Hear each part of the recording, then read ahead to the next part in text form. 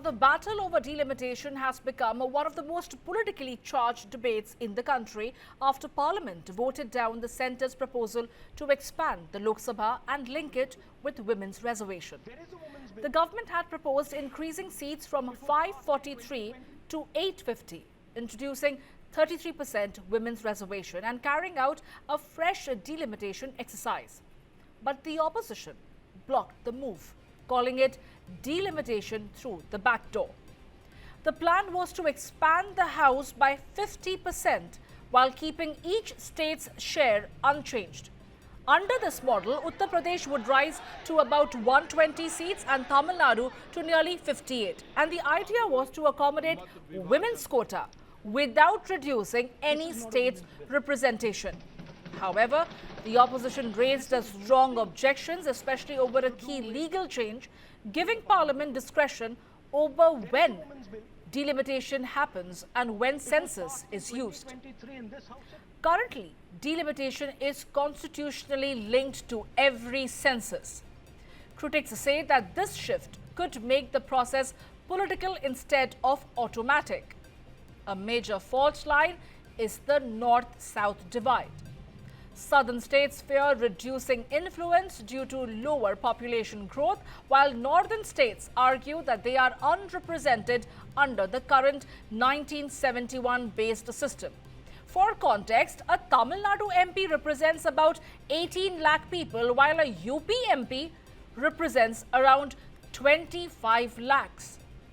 Delimitation itself involves a seat allocation between states, redrawing constituencies and reserving SC/ST seats. But the current dispute is mainly over seat allocation frozen since 1976. And that freeze was meant to protect states that controlled population growth. Now with census delayed, the next delimitation process itself remains uncertain. And even if it begins soon, its impact may not be seen before the 2029 elections. And for now, the bill has failed. But the debate over representation, population and political balance is far from over. And to discuss this further, I'm joined by esteemed guests this evening. I'm joined by Mr. P.D.T. Achari, who is a former Secretary General of the Lok Sabha and a constitutional expert. Good evening, Mr. Achari. Thank you for taking your time and joining me here at News 9. I want to begin by asking you, what did you make of the delimitation bill that was introduced in its present form in the Parliament, how it was defeated, and whether at all do you feel it was necessary for the women reservation bill to be linked to the delimitation bill, or could it have been done without it? Actually, the women's reservation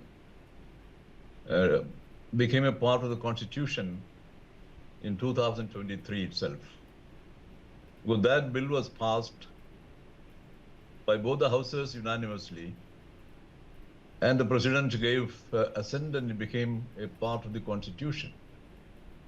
Under Article 368, when a Constitution Amendment Bill is passed by both the houses, with a special majority, and after that, if the President gives assent, the Constitution would stand amended in terms of the bill.